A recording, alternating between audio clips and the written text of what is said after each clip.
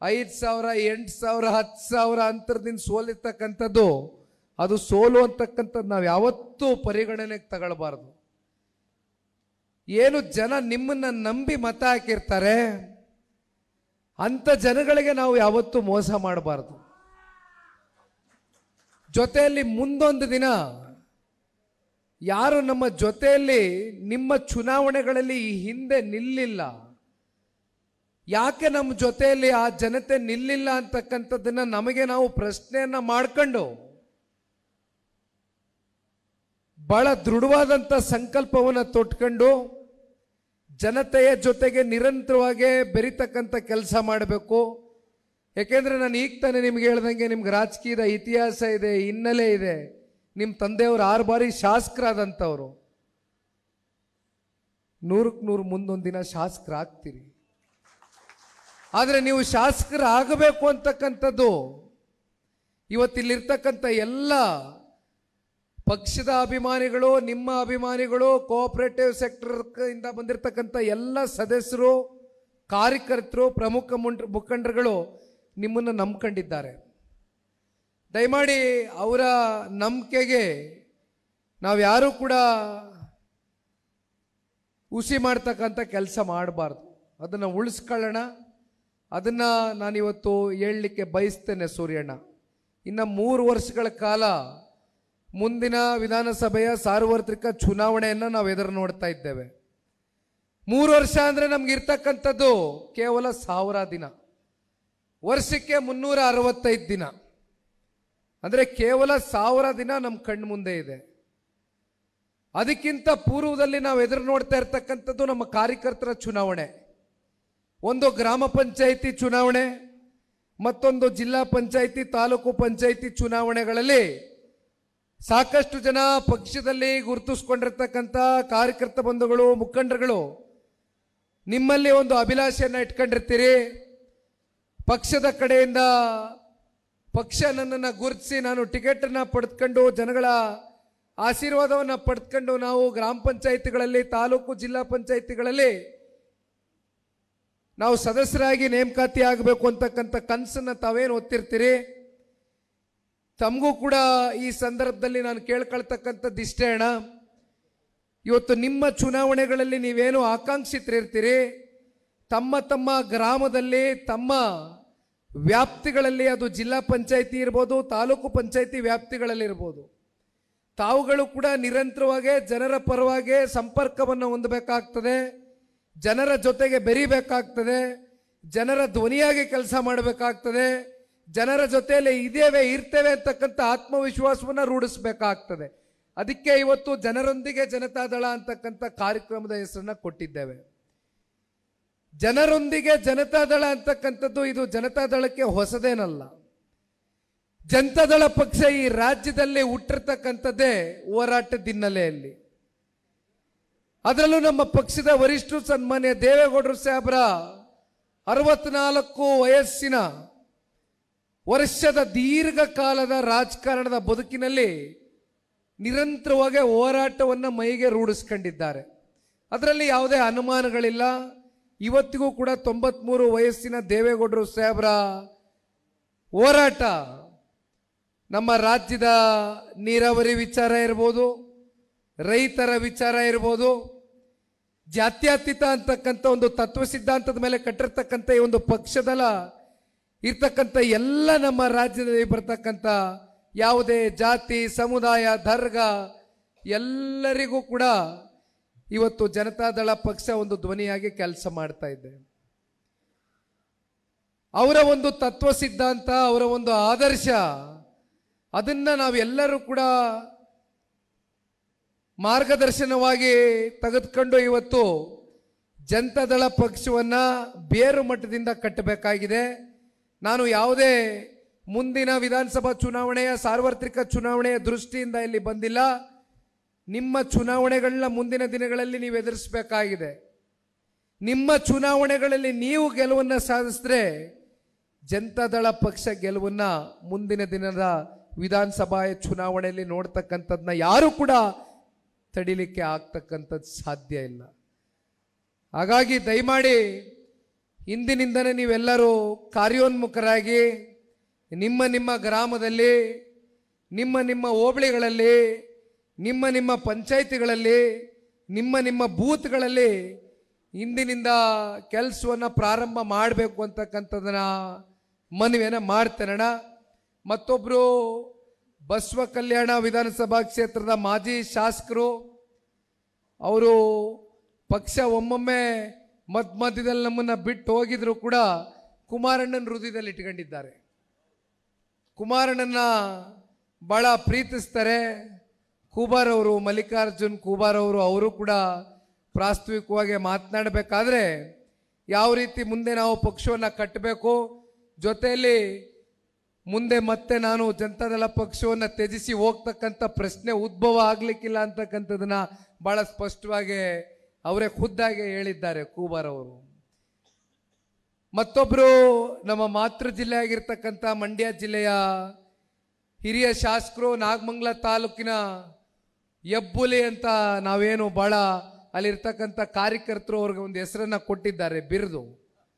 ಭಾಳ ಗರ್ಜಿಸ್ತಾರೆ. ಸುರೇಶ್ ಗೌಡರು ಸೋತಿದ್ದಿಂದನೂ ನಿರಂತರವಾಗಿ ಸೋತಿದ ಮರುಕ್ಷಣ ಅವರು ನಾಗಮಂಗಲ ತಾಲೂಕಿನ ಜನತೆ ಯಾವುದೇ ಕಾರ್ಯಕ್ರಮ ಕರೀಲಿ ನಿರಂತರವಾಗಿ ಭಾಗಿಯಾಗಿ ಕೆಲಸ ಮಾಡ್ತಾ ಇದ್ದಾರೆ.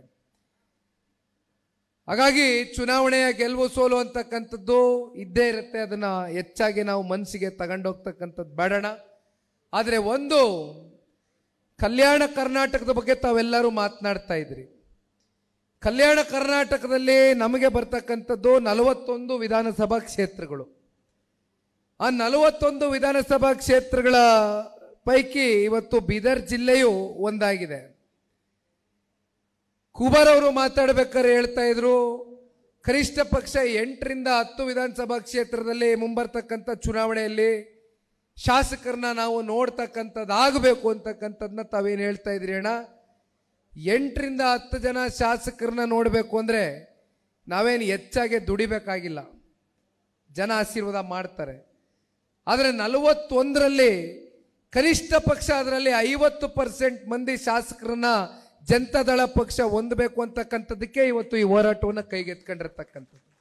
ದೇವದುರ್ಗದ ದೇವರನಾಡಿನಲ್ಲಿ ಪಕ್ಷದ ವರಿಷ್ಠರು ಸನ್ಮಾನ್ಯ ದೇವೇಗೌಡರ ಪ್ರತಿಮೆಯ ಅನಾವರಣಗೊಳಿಸ್ತಕ್ಕಂಥ ಕಾರ್ಯಕ್ರಮದ ಹಿನ್ನೆಲೆಯಲ್ಲಿ ಸನ್ಮಾನ್ಯ ದೇವೇಗೌಡರು ಸಾಹೇಬರಿಗೆ ಪ್ರೀತಿಯಿಂದ ತಾಲೂಕಿನ ಜನತೆ ಆಹ್ವಾನವನ್ನು ನೀಡಿದ್ರು.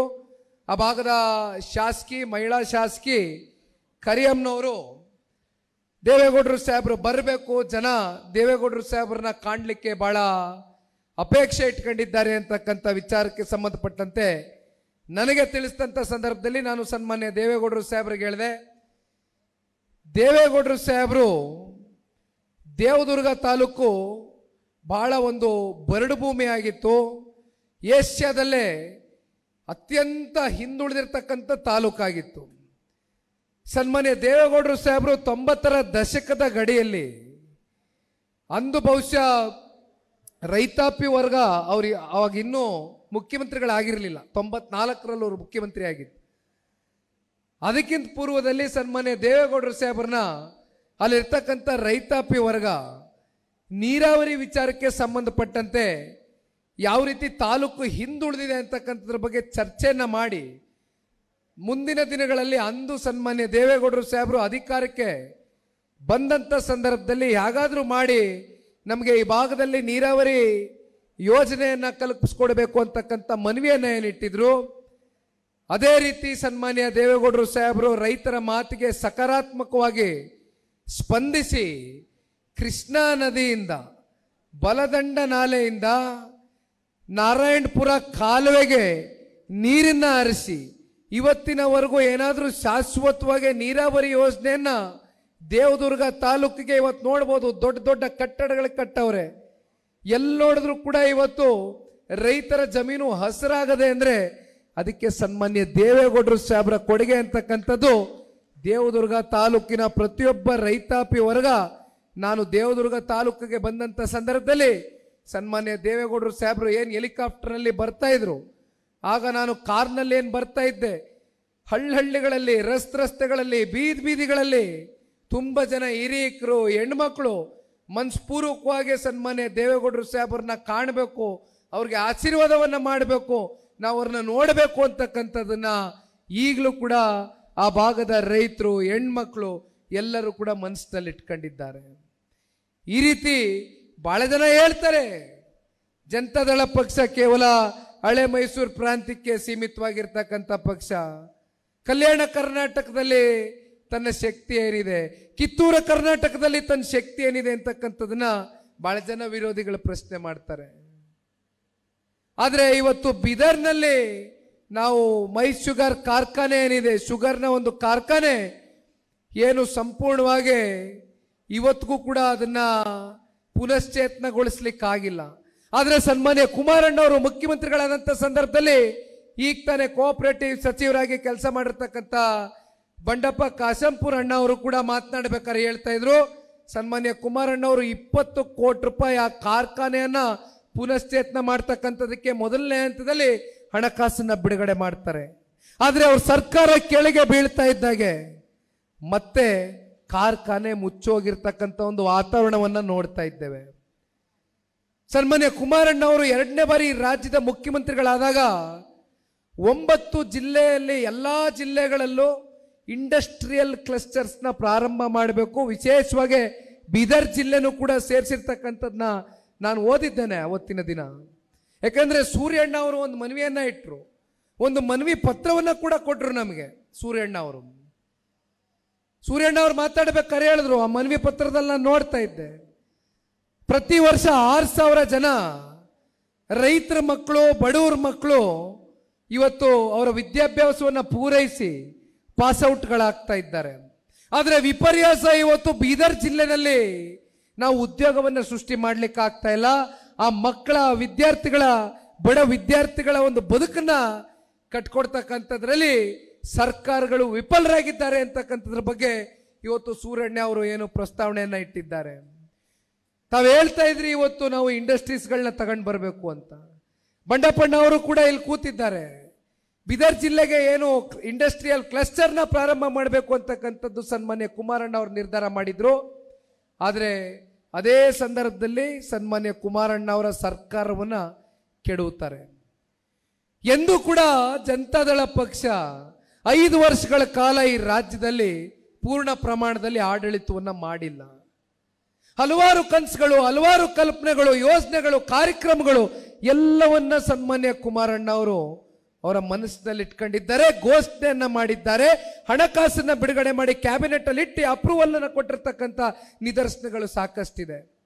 ಆದರೆ ಮುಂದೆ ಬಂದಂತ ಸರ್ಕಾರಗಳು ಯಾವ ರೀತಿ ನಡ್ಕೊಂಡಿದ್ದಾರೆ, ಯಾವ ರೀತಿ ನಮ್ಮ ಬೀದರ್ ಜಿಲ್ಲೆಯ ಜನತೆಗೆ ಮೋಸ ಮಾಡಿದ್ದಾರೆ ಅಂತಕ್ಕಂಥದ್ದು ಇವತ್ತು ಪ್ರಶ್ನೆ ಮಾಡಬೇಕಾಗ್ತದೆ. ನಾನು 86 kg ಇದ್ದವಳು 71 kg ಬಂದಿದ್ದೀನಿ. ವಯಸ್ಸಾದ್ಮೇಲೆ ಸ್ಮಾರ್ಟ್ ಆಗಿ ಕಾಣ್ತೀರಾ ಅಂದ್ರೆ ಜಿನ್ನಿ. 126 kg ವೇಟ್ ಇದ್ದು ನಾವು ಈಗ 114 kg ಲೆಕ್ಕ ಬಂದಿದ್ದೀವಿ. ಯಾವುದೇ ಸೈಡ್ ಎಫೆಕ್ಟ್ ಆಗಿಲ್ಲ. 84 ರಿಂದ 50 kg ಬಂದೆ, ಆಮೇಲೆ ಸಣ್ಣಗೆ ಫಿಟ್ ಆಗಿದ್ದೀನಿ. ಅದಕ್ಕೆ ನಾನು ಯೂಸ್ ಮಾಡ್ತಾ ಇರೋದು ಜೀನಿ ಸ್ಲಿಮ್. 84 ರಿಂದ 50 kg ಬಂದೆ, ಆಮೇಲೆ ಸಣ್ಣಗೆ ಫಿಟ್ ಆಗಿದ್ದೀನಿ. ಅದಕ್ಕೆ ನಾನು ಯೂಸ್ ಮಾಡ್ತಾ ಇರೋದು ಜೀನಿ ಸ್ಲಿಮ್. ಸಣ್ಣ ಆಗಕ್ಕೆ ಜೀನಿ ಸ್ಲಿಮ್ ಯೂಸ್ ಮಾಡದೆ ಹೆಲ್ದಿನೂ ಅದೇ. ನೀವು ಸಣ್ಣ ಆಗ್ಬೇಕಾ, ಹೆಲ್ದಿ ಆಗ್ಬೇಕಾ? ಹಾಗಿದ್ರೆ ಜೀನಿ ಸ್ಲಿಮ್ ಯೂಸ್ ಮಾಡಿ. ಹೇ, ಸಣ್ಣ ಆಗೋದಕ್ಕೆ ಯಾವುದೋ ಪ್ರಾಡಕ್ಟ್ ಹೇಳ್ತಾ ಇದ್ದಾಳೆ, ಏನಾದರೂ ಸೈಡ್ ಎಫೆಕ್ಟ್ಸ್ ಇದೆ ಅಂತ ಯೋಚನೆ ಮಾಡ್ತಾ ಇದ್ದೀರಾ? ಖಂಡಿತ ಇಲ್ಲ, ಯಾಕಂದ್ರೆ ಇದು ಕೆಮಿಕಲ್ ಫ್ರೀ. ಸಣ್ಣ ಆಗಬೇಕು ಅಂದ್ರೆ ಜೀನಿ ಸ್ಲಿಮ್ ಯೂಸ್ ಮಾಡಿ. ಹೆಚ್ಚಿನ ಮಾಹಿತಿಗೆ ಕೆಳಗೆ ಡಿಸ್ಪ್ಲೇ ಆಗ್ತಿರೋ ನಂಬರ್ಗೆ ಕಾಲ್ ಮಾಡಿ.